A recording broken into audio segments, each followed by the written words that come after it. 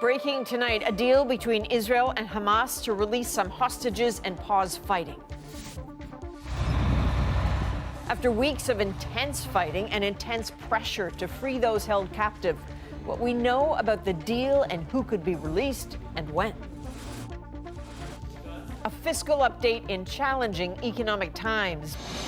But will this help Canadians struggling right now? Our economic plan is focused on building an economy that works for everyone. Plus, At Issue breaks down the pocketbook politics. And the world gets its first glimpse at dozens of men trapped for more than a week underground in a collapsed tunnel. And we're going to find the solution and we're going to get them out. This is The National with Chief Correspondent Adrian Arsenault. Thanks for joining us. We begin with major breaking news out of the Middle East, where there is word a deal has been reached between Israel and Hamas for a temporary pause in fighting to free dozens of hostages held by Hamas in exchange for the release of some Palestinians in Israeli prisons. So the agreement comes after relentless pressure inside Israel by family members of those hostages who've been held captive for more than 6 weeks. Now 50 of them are expected to be freed in the coming days, all women and children. But when it comes to the conflict, Israel's prime minister remains unwavering, saying this war is not over. So Briar Stewart is in Jerusalem for us tonight. Briar, can you take us through what we know about the deal and how we got here? Well, Adrian, after meeting for more than 5 hours, Prime Minister Benjamin Netanyahu's cabinet approved this deal. Now, this deal stipulates that 50 hostages, all women and children, will be released over a 4-day period during a break in fighting. Now, for every 10 hostages that are released above that 50, there will be an extra day of pause. In exchange, Israel will release 150 Palestinians, women and minors who are imprisoned in this country. And the government has to publish a list of all of those names online. And they have to give the public 24 hours to petition the court if they don't want to see any of these individuals released. Because of that and the timeline and other logistics, it's very unlikely that we'll see hostages released before Thursday. Now, Hamas has put out a statement saying that as part of this deal, there will be hundreds of more aid trucks that will go into Gaza, including fuel. Prime Minister Benjamin Netanyahu, in his statement, has thanked U.S. President Joe Biden for his help on improving this deal and helping for an increase in hostages that will likely be released. So, Briar, what's your sense of what everyone should be expecting in the coming days?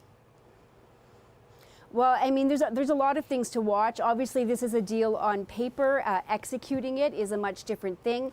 And you have Israel's government talking about all the steps they're taking now to try to help these hostages, these women and children, once they do come out and return to Israel. I mean, you have to remember, you have very young children, infants in some cases, people who have witnessed horrific violence being kept, potentially underground for the last several weeks. They're going to have health issues, certainly mental health issues, and they will need a lot of support going forward. And then, of course, there are the other families whose loved ones will not be released in this initial round of deals. And for them, I mean, they're going forward with a lot of trepidation. And I spoke with one woman a little earlier today whose very good friend was a 32-year-old bartender who was taken hostage from the music festival. And she really does believe that unless all of the hostages come out at once, it could be years for the rest of them to be freed.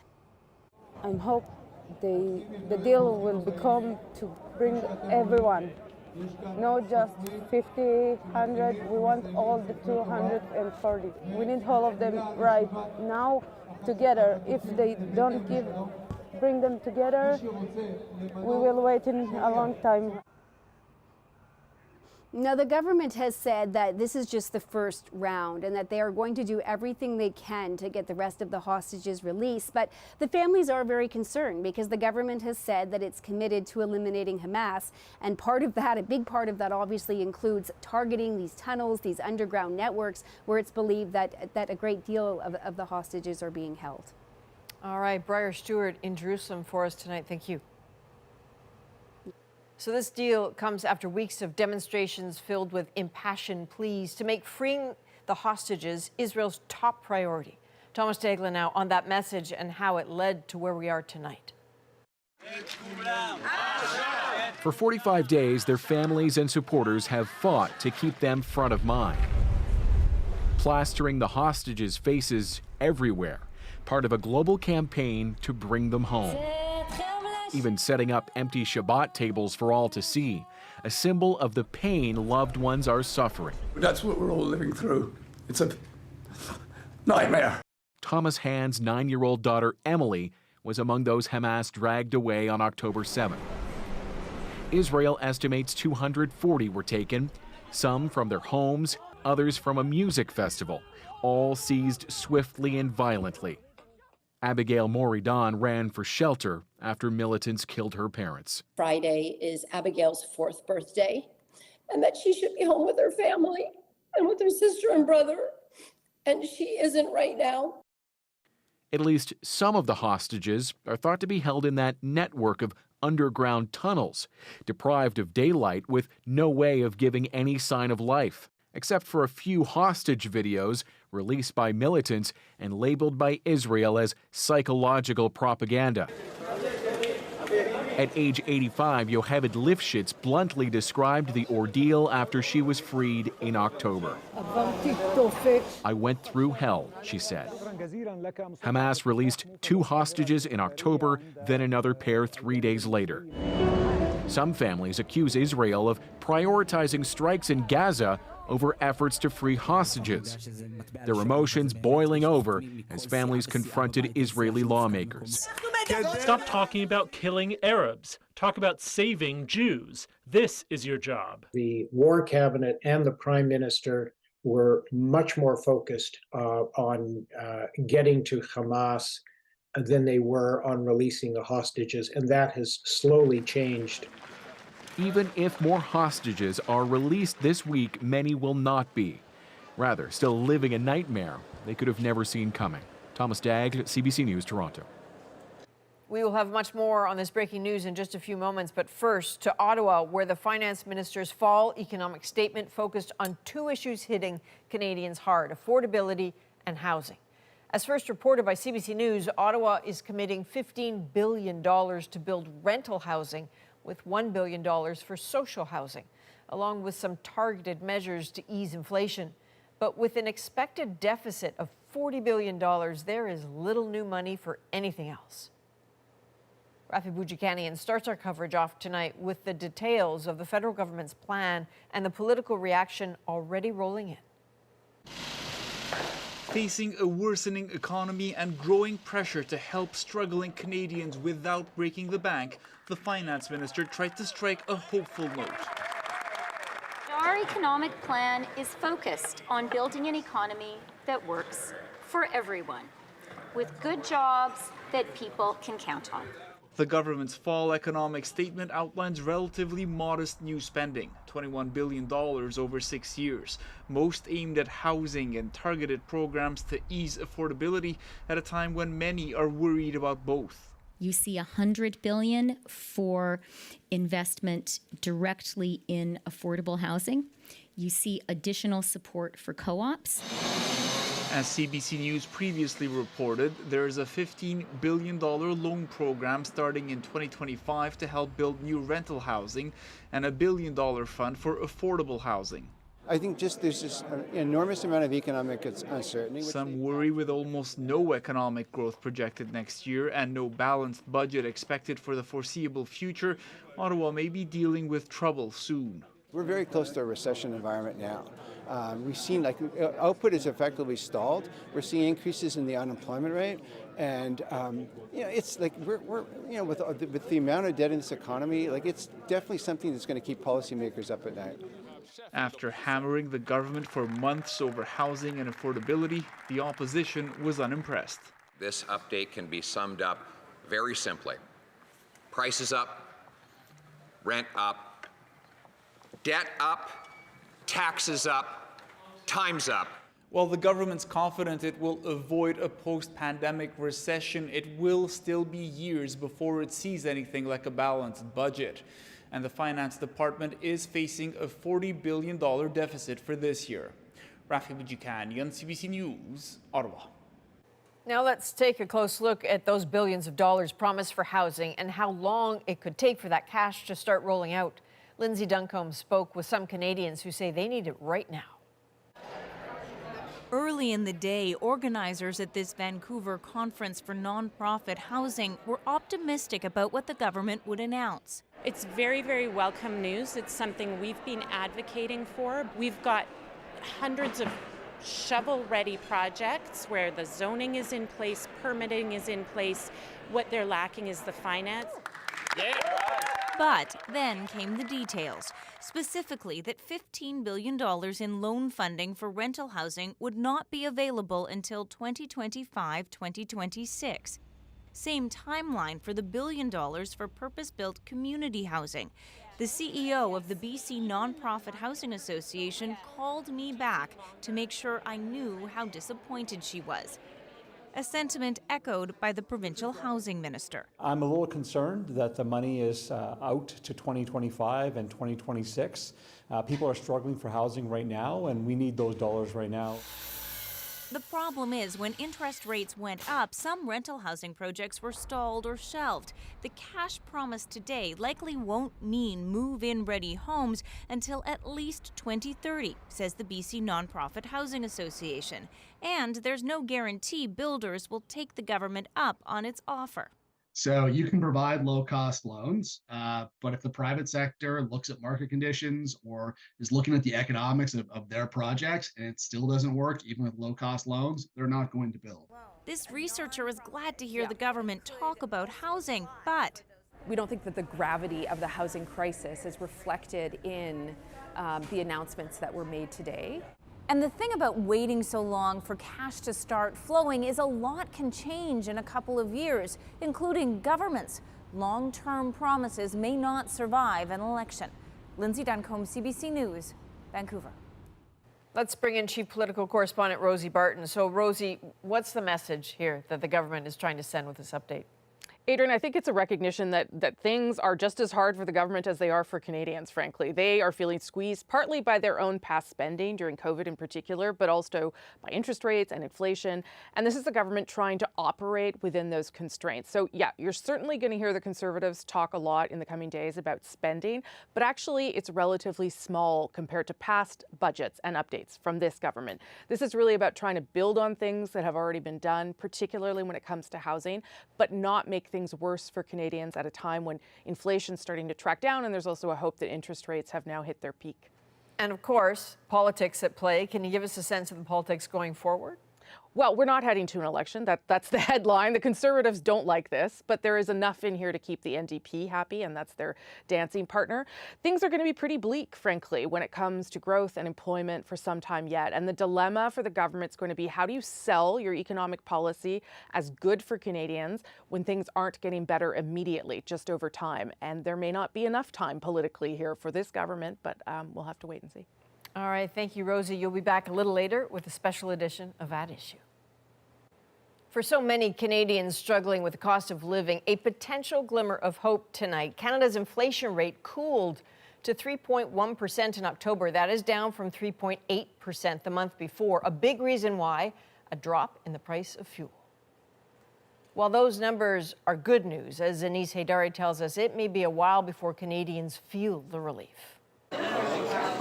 Shimona Sharkar works 3 jobs on top of graduate studies to make ends meet. It's a big change since she moved to Canada 5 years ago. I only had one job, which was enough to be able to afford rent and also keep some money aside for groceries as well, which is crazy because rent was also a lot lower at that point of time. And while inflation has slowed, Sharkar might not feel it yet. Yeah, that it's been like cost of living has increased tremendously. The rate of inflation, measured by the Consumer Price Index, was down in October compared to September. A drop in gasoline prices is part of what pulled it lower. And though food prices are still going up, that's happening more slowly. So while bills are still getting higher, economists see a silver lining. The inflation numbers were unequivocally good news for Canadians. First of all, inflation seems to be settling down. But second of all, that also means that the Bank of Canada is most likely done raising interest rates. Higher interest rates are part of what's been driving up the cost of housing because the cost to pay a mortgage is up. The Bank of Canada might change that if inflation keeps dropping. When we get inflation back to target, well on its way to target, we can move from a fairly restrictive stance on interest rates and hopefully get back to a more sort of neutral stance. But for now, those unavoidable costs like shelter and food are still tough to swallow. And economists know this. When people look at their budgets and compare it to the prices at stores, what they see is that prices are still high. They don't think about the fact that they're not growing as quickly as they were maybe a year ago. Despite less pressure from inflation, it could be months before interest rates are cut and related costs go down. Anis Haidari, CBC News, Calgary.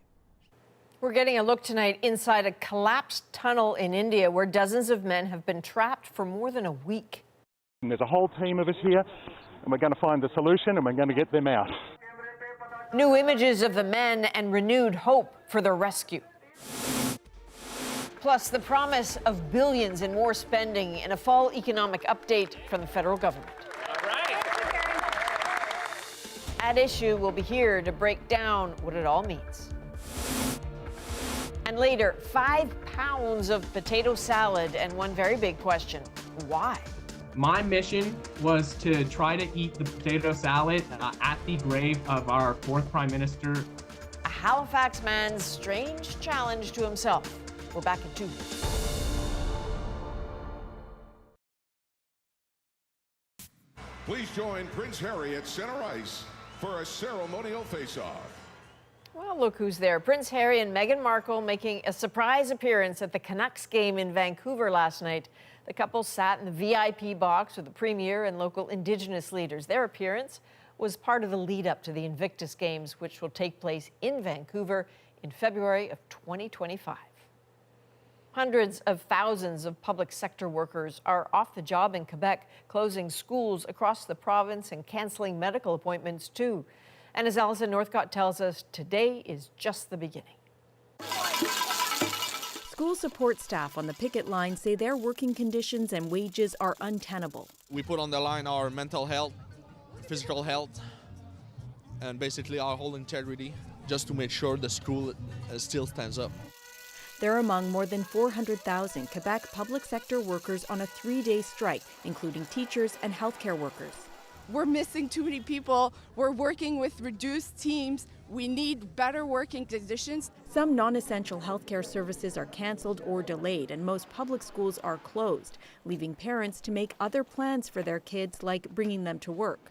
It's a little bit challenge also because, of course, it's a long time. It's not 1 or 2 hours. Sometimes it can be 3, 4, 5 hours. This week, the province named a conciliator to help with some of the negotiations to try to bring the two sides closer to an agreement. The unions rejected an offer that included raising salaries by just over 10% over 5 years. The government says it's open to negotiating, but that the union's proposals need to be realistic. Quebec's health minister hopes for a quick solution. We have a lot of empathy for the patient right now because we already are exiting from a difficult period of the COVID, and this is a very difficult timing for the network. Nurses are expected to join the strike later this week, and more teachers are set to begin an unlimited strike on Thursday, when more than 500,000 public sector workers will be off the job. And many schools could stay closed indefinitely. The defunding to our public education system in the last 20 years has made it to a point where we just cannot carry the load anymore. The 4 main unions say they'll continue to work toward an agreement, but they aren't ruling out more strike action. Alison Northcott, CBC News, Montreal. Ontario has reached a tentative deal with the union representing its public elementary school teachers. This is a good outcome. Well, I'll be the first to acknowledge I would have liked to be announcing this in September or August. I'm happy we're at the finish line today. There are still no details on the deal, and it still has to be ratified. Ontario is also still bargaining with both the Catholic and public French teachers' unions. Returning to our coverage of the war in the Middle East, as hope is renewed for some families in Israel following a deal to free 50 hostages, there is also relief for a Canadian family tonight, now that a 73-year-old Ontario man who was trapped in Gaza for weeks is finally home. Oh, there he is. There he is. Baba! Baba! Family members ran to embrace Akram al-Sabag at Toronto's Pearson Airport after a long flight from Cairo.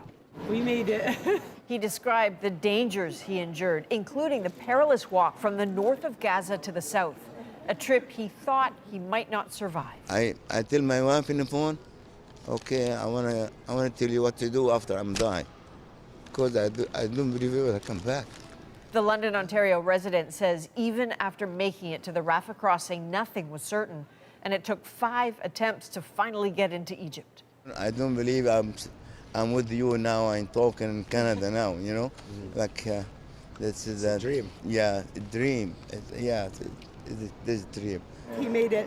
While relieved, the family says they still have relatives who are trapped in Gaza, and they're hoping more will be done so they too can get to safety. And we have more on the breaking news out of the Middle East, including how that hostage deal could play out in the coming days. That's coming up, plus a fall economic statement focused on housing. I am today announcing new measures through our economic plan to build thousands upon thousands upon thousands of new homes across the country. The politics behind the government's plan, Rosie and At Issue, will be here. The National breaks down the stories shaping our world. Next.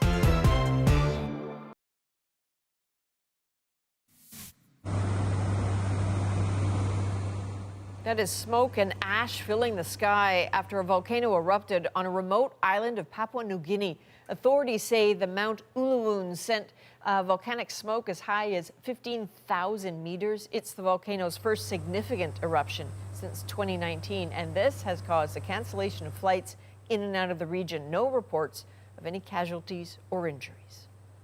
To India now, where stunning video from inside a highway tunnel in the Himalayas is offering some new hope. 41 workers have been trapped there for more than a week. Aaron Collins has more on the video and the rescue effort to get them out. A glimpse inside a crisis still unfolding deep underground. These images the first to emerge since this ordeal began. 41 men trapped more than a week since the tunnel they were working on collapsed. Well, that cave-in happened here, high up in the Indian Himalayas, the mountainous area a challenge for rescue crews. The hope to push a pipe through the debris to allow the men to escape. Those efforts slowed due to challenges drilling through the rock. But a breakthrough could be getting closer. We're going to get those men out. What I've seen, seriously, what I've seen, there are great works being done. This is going to happen, and look, we're on it, and that's what we're here, and there's a whole team of us here, and we're going to find the solution, and we're going to get them out. Officials say the workers are safe and have access to water and oxygen sent in via pipe. Food is being provided for them as well. Still, enduring so many days underground, no easy task. There has to be a lot of distress. Now the symptoms could be in the form of anxiety, palpitation, serious negative thinking, and extreme cases you can have, death wish also. As rescue efforts drag on, doctors have encouraged the trapped men to do yoga and meditate to pass the time.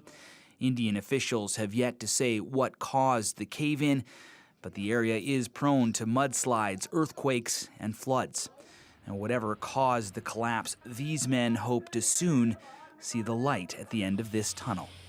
Aaron Collins, CBC News, Calgary. Now we go deeper on the issue shaping our world. At Issue is making a special Tuesday appearance to take us through the politics of today's economic update. But first, after 45 days of war, a deal emerges for a temporary ceasefire. This is the breakdown. The Israeli cabinet agrees to swap Palestinian prisoners for some hostages taken by Hamas. The exchange would happen during a brief truce, but those with loved ones held by Hamas are still aching for details. Nobody can imagine how we feel. People around the world are on edge to see what happens next. So obviously this is still a developing story, the details still being filled in. That's why we need to go to Washington. Our correspondent Paul Hunter is there to keep us up to date on the latest. So Paul, can you walk us through the details as of right now of this deal that's being reported? Yeah, well, basically, it's a 1-for-3 deal. For every one Israeli hostage freed, Israel will in turn release 3 Palestinian prisoners currently held by Israel. The deal calls for 50 Israeli hostages to be released, all of them women and children. That means 150 Palestinian prisoners in Israel will be freed as well. It's a swap. Under Israeli law, aspects of the deal can be challenged in court, so there's a 24-hour pause on any of it getting started. That means it'll likely all begin Thursday. But even then, the releases will be spread over 3 or 4 days, with small groups of hostages released each day. The other big news is that all of it comes with a 4-day pause in the fighting, a truce to allow all of this to happen. And there's a promise from Hamas that Red Cross workers will be allowed into Gaza to check up on the rest of the hostages who, for now, are being left behind. And finally, there's an agreement from Israel to allow 300 trucks of aid into Gaza per day henceforth. A lot of stuff in play here, Adrian, but the headline, 50 of those Israeli hostages to be released beginning Thursday. So, Paul, in a situation like this, it's always interesting to know how the deal came about. What do you know? Yeah, well, we know that talks have been underway on this for weeks, but Benjamin Netanyahu today credited U.S. President Joe Biden with some last-minute tweaks to get the deal past the finish line. And Qatar is credited with playing a key role in getting Hamas on side. Tonight, there was a lengthy debate among Israeli cabinet ministers on it, but in the end, at the urging of Netanyahu, it passed, and with a strong majority. And so then I guess now that it's passed, there's a 24-hour period, but what about the war itself? How does the deal affect the war? Look, to be clear, as it stands, once the truce ends, the war continues. Just today, Netanyahu reiterated Israel's view that it is committed to the destruction of Hamas. And despite this deal, Hamas, likewise, is not wavering from its commitment to eliminate Israel. The headline tonight is the deal, Adrian, but the reality is that the war itself remains far from over. All right, Paul Hunter, thank you. You're welcome. So for more insight into this developing story, I'm grateful to be joined by Janice Stein, founding director of the Munk School of Global Affairs and Public Policy at the University of Toronto. Janice, what do you make of the fact that we're talking about a deal now? It's 45 days after these hostages were taken. To a degree, was it not always going to be about a prisoner release of some kind? It sure was always going to be, but it was also going to be about absolutely degrading Hamas's military capability. Those were the two objectives for Israel, and it turned down a deal before it felt it had made sufficient progress. So is that why it took so long? That is why. The same deal was offered to Israel with minimal variations last week. They said no. Beyond some of the hostages, women and children, what else does Israel get out of this? Well, Israel does get those hostages back. Tremendous political pressure inside the country. Even the army understood they had no choice. And there is also a possibility that these talks could go on and they could get more hostages back. Is there an inherent risk in a deal like this for either side? There are really serious risks. The ceasefire is probably the riskiest part because there's no lines to deploy to. This is a fragile ceasefire, Adrian. What do you mean no lines to deploy to? When you have a ceasefire, forces pull back to an agreed-on line. Israel's forces are surrounding Gaza City. There is no line to withdraw. One ambush, one violation, the ceasefire breaks down. Yeah, I'm curious about, I know that you were at the Halifax Security Forum a few days ago talking to former Israeli Prime Minister Ehud Barak. I know that you have connections in a number of circles of power around the world. There's so much conversation around the world right now about the number of casualties in Gaza. There is a lot of rage about what is happening. Is that message getting through to the circles of power in Israel? They certainly understand the anger around the world, but they are not really focused on that, Adrian. There is an iron determination. I've never seen anything quite like it, that Hamas will never be in the position to do this again. Do you think that is a likelihood? I mean, how do you destroy an entity like Hamas and not create another one in the process? Well, you have to destroy only their military capability, because you certainly cannot destroy the ideology and the movement. Is it achievable? It will be possible to weaken Hamas. What is surprising among the governments that were there over this weekend, there's a shared understanding that Hamas cannot come back as the government. And in terms of what the next few days look like, I mean, it's impossible to predict what's going to happen long term, I think. You're right. But in terms of the next few days, what are you watching for? There will be a small number of hostages released each day in order to keep the incentives going for the ceasefire. What am I watching for? The start of the next round of negotiation during this ceasefire to prolong it in exchange for an additional release. So you're not anticipating a big group of hostages coming out at once? No.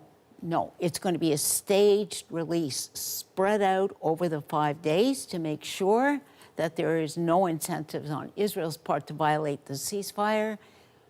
I'm hoping that, in fact, those negotiations will start during this pause for the next group of hostages to come out.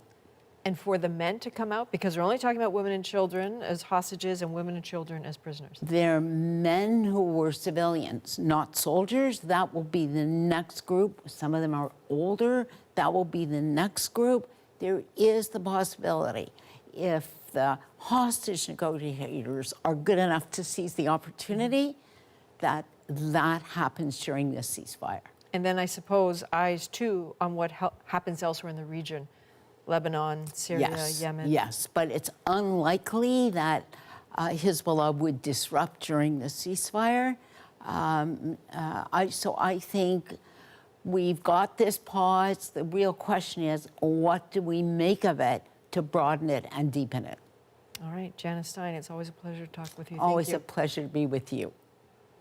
After the break, Rosie's here with a special edition of At Issue. Hey, Rosie. Hey, Adrienne. The federal government, as you know, tabled its fall economic update. It appears they're trying to limit spending, much like most Canadians. We have focused relentlessly on ensuring that government investments deliver real economic opportunities for all Canadians. What does this pared-down update mean for the next few years? Chantal, Althea, and Andrew join me to talk about that coming up.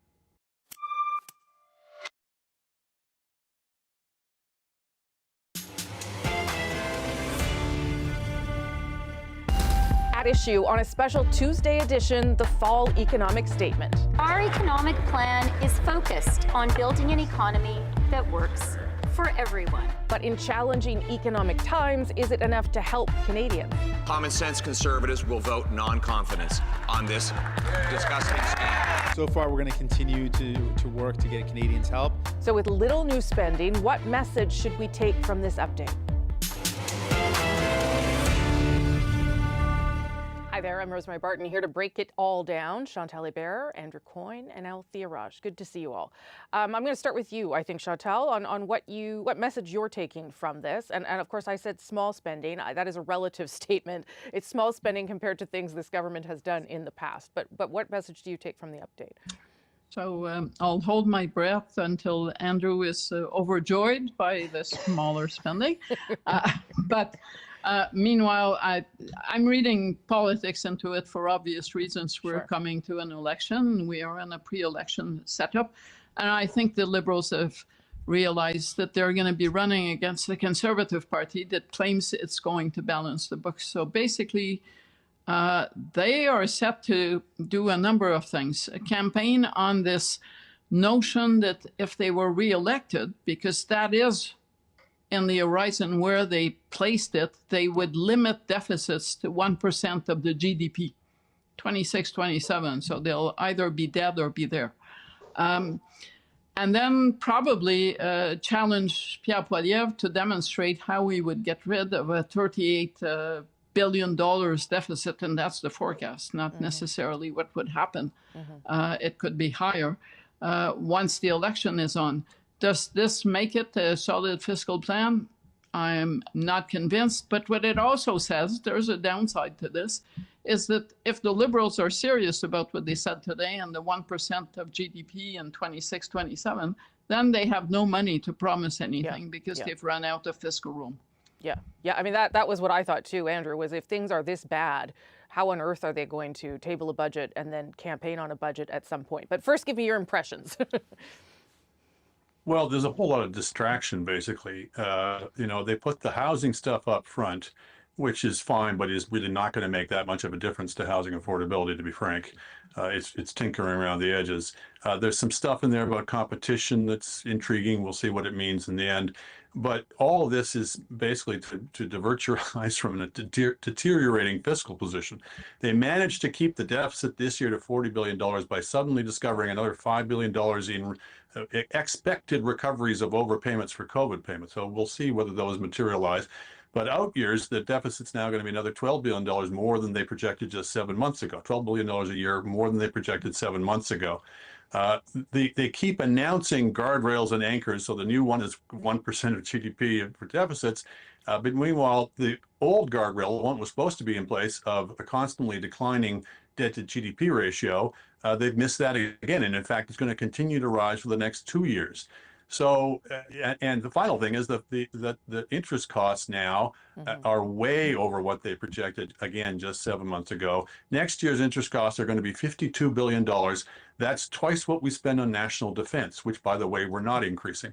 So they're getting hammered by increased interest costs. They're getting less and less fiscal room because of it, but they don't seem to be overly perturbed by that. Althea. Well, if they are, they can't say that they are, right? They have to pretend that they're not. Politically, I think it's interesting. I agree with Andrew on a number of fronts, but I don't want to minimize some of the changes that were announced today because I think those edges needed to be tinkered with when it comes to housing affordability, especially for the most vulnerable in our country.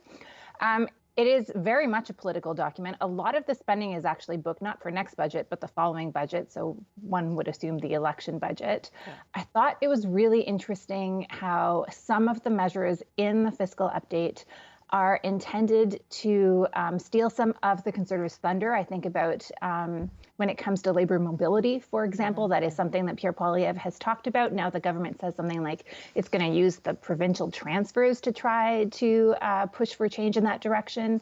I thought the carbon contracts for difference is very interesting. So this means that basically the government is saying to companies who may not have invested or who already have invested that if the price on greenhouse gas emissions drop, that the federal government would be compensating them financially for that. So that ties Pierre Poilievre's hands. He has refused to say whether or not he would remove the price on carbon when it comes to large emitters. This makes it actually easier for him to say that he would not.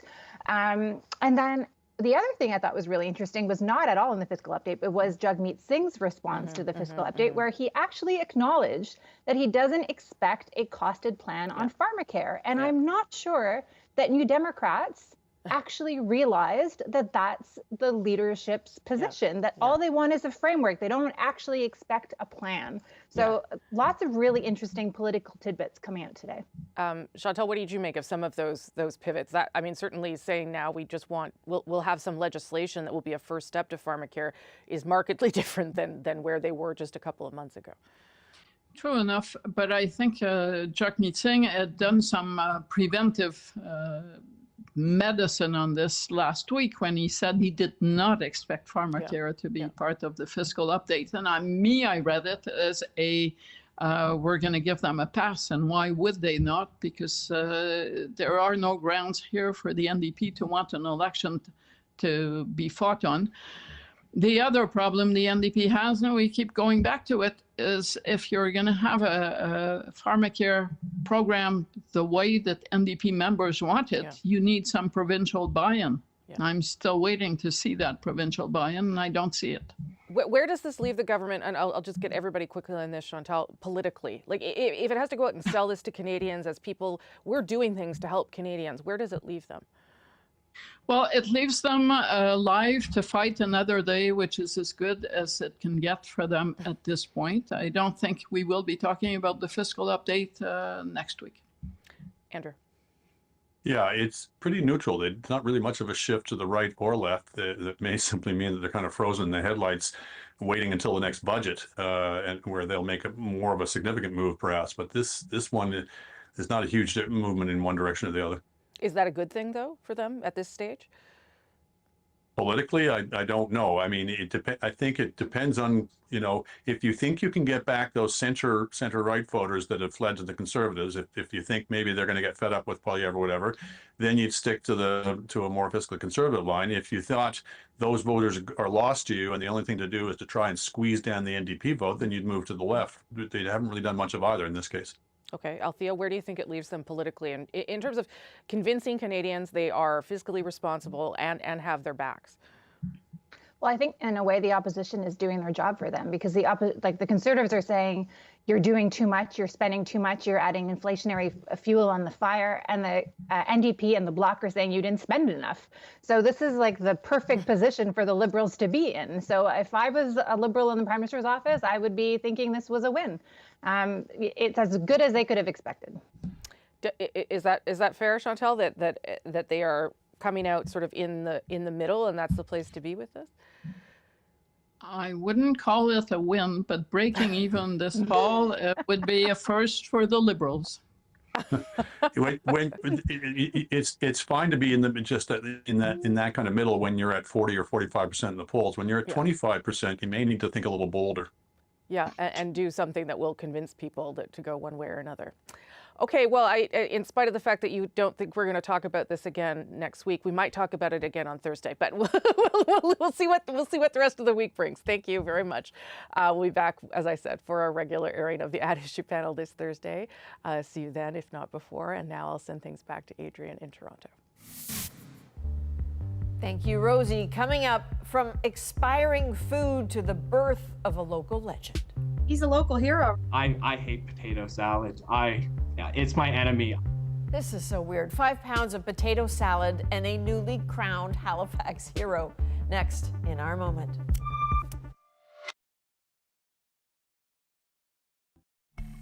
So check this out. After a large shopping trip to Costco, a Halifax man found this, a 5-pound tub of potato salad approaching expiration in his fridge. So what he did next, attempting to publicly eat the entire tub at once, has made him into something of a local legend. So tonight, the potato salad guy is our moment. He's a local hero. I was throwing things out one night and I saw the 5-pound tub of potato salad. I said, that's a challenge. I'm going to attempt to eat 5 pounds of potato salad. My mission was to try to eat the potato salad at the grave of our 4th Prime Minister, Sir John Thompson, I believe. Please bring your own seating. At potato time, I just saw closed gates and the police were there, but the whole city showed up. After party is going to be at Oasis. If you don't drink, that's okay. They have gambling. There was about 200, maybe 150 people that came at peak. I made it about 16 minutes in, and that's when I started to get sick. I hate potato salad. It's my enemy. This is gonna be rain or shine. Well, they're calling him the legend. He looked so angelic with the rain and the light, and so I had to capture it in oil. We're collaborating and hopefully getting it auctioned off for Feed Nova Scotia. I made it just under 4 pounds, so I'm going to keep at it here. The people kind of want it. I quite like the heritage moment. Lots of memes on this, of course, because you're all very creative. Have a little poke around if you want. I don't want to know the carb load on all that potato salad. Also, he was very eager to tell our producer, Andrew, that he's single. So there's that. For all of us here at The National, thank you for being with us. You can watch anywhere, anytime on the free CBC News app. Subscribe to The National's YouTube channel. I'm Adrian Arsenault. Take care.